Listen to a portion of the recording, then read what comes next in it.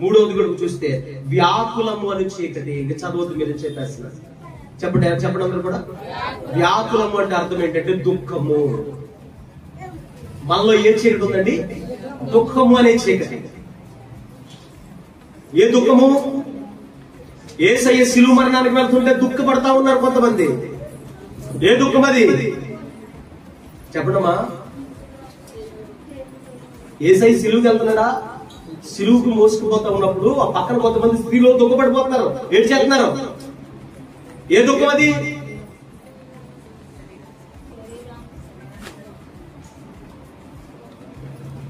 యేసయ్య శిలువ వేస్తున్నారంట. చేపలగా, రొట్టెలుగా. అవునా కదా చెప్పండి? యేసు ప్రభు దగ్గరికి 3.5 సంవత్సరాలు వెంబడించిన ఆ జనం ఎవరైతే ఉన్నారో వాళ్ళందరూ బలమైన ఉపదేశంలో నాటబడిపోవడానికి వచ్చారా? నాటబడిపోయేవాడైతే కనీసం సిలువ దగ్గర ఒక్కలానే ఉంటారుగా. అసలు నాటబడవలసిన వాడే నువ్వెవరో నాకు తెలియదు 3 సార్లు చెప్పేసి పారిపోయాడు. అర్థమైందండి? ఇప్పుడు నేను ఏడిపోతా దేనికోసం? దేనికోసం? ఏమి తిందుమా, ఏమి త్రాగుదుమా, ఏమి ధరించుకుందుమా, రేపు ఎలా గడుస్తుంది, రేపు నా బిడ్డల పరిస్థితి ఏంటి, ఆ భవిష్యత్తు ఏంటి? ఈ దుఃఖము, ఈ వ్యాకులత అనేది కూడా చీకటి. యేసు నామములో ఇది తొలగించబడాలి. ఆమేన్. అబ్రహాము అదే అడిగాడు, అయ్యా మరి ఇస్మాయిల్ సంగతి ఏంటయ్యా? నేను కంగారు పడు అని కూడా నేను ఆశీర్వదిస్తాను, ఏడొక అన్నాడు దేవుడు. ఇస్మాయిల్ కూడా ఆశీర్వదిస్తాను బాబు, ఏడొకడు. గుడారం అంతా 7 మొక్కలు అయిపోయిన. ఈ వ్యాకులము అనే చీకటి తొలగిపోవును గాక. హల్లెలూయా.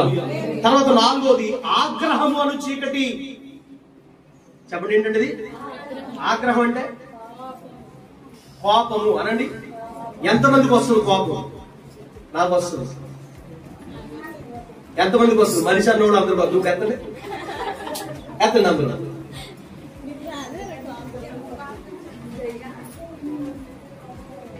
కోపం వస్తుందా? సరే, కోపం మంచిదే, కోపపడు కానీ సరే మంచిదే. సరే నేను చెప్తాను, ఒకే ఒక విషయంలో కోపపడండి. ఇంకే విషయంలో కోపపడక్కర్లా.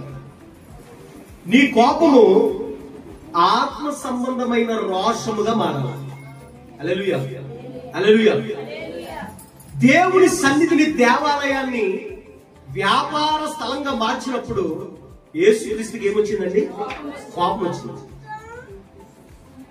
అంటే ఇప్పుడు దేని నిమిత్తమైన కోపం వచ్చింది? ఆత్మ సంబంధమైన కార్యముల పక్షంగా ఆయనకి కోపం వచ్చింది. ఇప్పుడు ఒక భర్త ఇంటికి వచ్చినప్పటికీ భర్త కోరుకున్న వంట చేయలేదనుకోండి భార్య, ఏమొచ్చేది గాడికి? దానివల్ల ఏం ప్రయోజనం లేదు. భర్త ఇంటికి వచ్చినప్పటికీ ఇంకా చర్చికి వెళ్లకుండా, ఇంకా బయలుదేరకుండా ఇంట్లోనే ఉందనుకోండి భార్య, అప్పుడు కోపం రావాలి. అర్థమైందండి నేను చెప్పిన మాట? అర్థమైందండి? మాస్టర్ గారు వచ్చి కూర్చుంటే బుద్ధి లేదు, ఇంకా ఇంట్లో కూర్చున్నాను, ఇంకా పడుకుని ఉన్నాను, ఇంకెప్పుడు లేచి వెళ్తావు అని కోపడాలి. కానీ ఆడు అదే దాని అర్థం. ఏమి కోపడాలా? రండి యాకోబు దేవుని సన్నిధికి వెళదాం. దేవునికి స్తోత్రం కలుగును. హల్లెలూయా, హల్లెలూయా. దేనికోసం కోపం రావాలి? చిచ్చే నేనేంటి ఇంకా ఇంత లేటు, ఇంత లేచి, ఇంత స్వామరే. అయ్యో పొద్దున్నే లేచి దైవజనుడు అక్కడెక్కడో ఒక ఆరాధన చూసుకుని అంత దూరం నుంచి ప్రయాసపడి ఇక్కడికి వచ్చి మళ్ళీ ఇంత ఆరాధన జరిగించి మళ్ళీ ఇంకో చోటకి వెళ్తున్నాడే. దైవజనుడుకున్న ఆ రోషంలో కొంచెం కూడా రోషం లేదనే కోపం రావాలా? నీ సోమరితనం మీద నీ కోపం రావాలా? నీ చేతగానితనం మీద నీ కోపం రావాలా? నీ బుద్ధి లేనితనం మీద నీ కోపం రావాలా? అవునా కదండి? అంతేగాని అది కొనివ్వలేదనో, అది లేదనో, ఇది లేదనో వాళ్ళ మీద వీళ్ళ మీద వచ్చే కోపాలు దేవుని నీతిని నెరవేర్చవు. మనుషుల కోపము దేవుని నీతిని నెరవేర్చదు. నీ కోపము దైవ చిత్తానుసరమైన కోపమై ఉండాలా. ఆత్మ సంబంధమైన వాటి కొరకు నీకు కోపం రావాలా. హల్లెలూయా, హల్లెలూయా. ఇప్పుడు అబ్రహాము గుడారములో ఈ హాగర్ ఏం చేస్తుంది? దుఃఖపడిపోతుంది, వ్యాకులం చెందేస్తుంది. అది ఓకే. తర్వాత ఆగ్రహము అనే మాట వాస్తవానికి అక్కడ చూస్తే ఇంగ్లీష్ బైబిల్లో ఒక రకంగా ఉంటుంది. చూద్దాం ఒక మాట.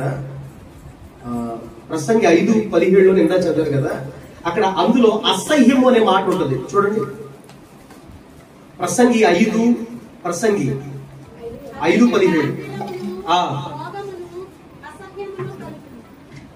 వ్యాకులమును రోగమును అసహ్యమును కలుగును. అసహ్యం అనే మాటను చూసారా? అసహ్యం అనే మాట ఇంగ్లీష్ బైబిల్లో మీరు చూస్తే అది దానికి కోపము అనే మీనింగ్ వచ్చేలా ఉంటుంది. ఏమని ఉంటది?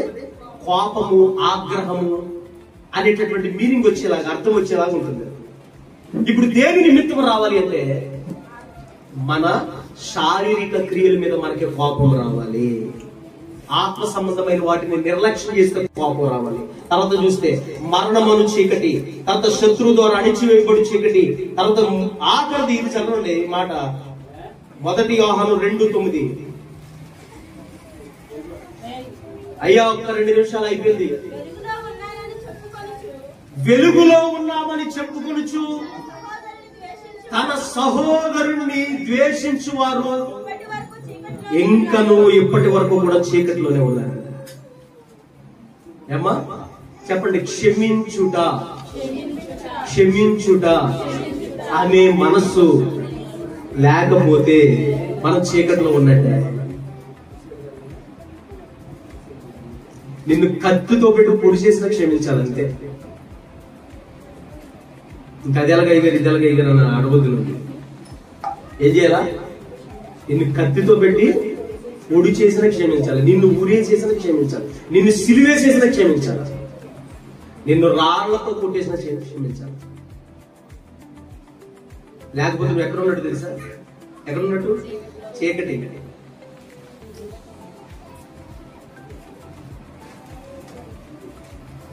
పూర్వము చీకటిగా ఉన్న మనం అందరము వెలుగులోనికి మార్చబడతాము కాక. హల్లెలూయా.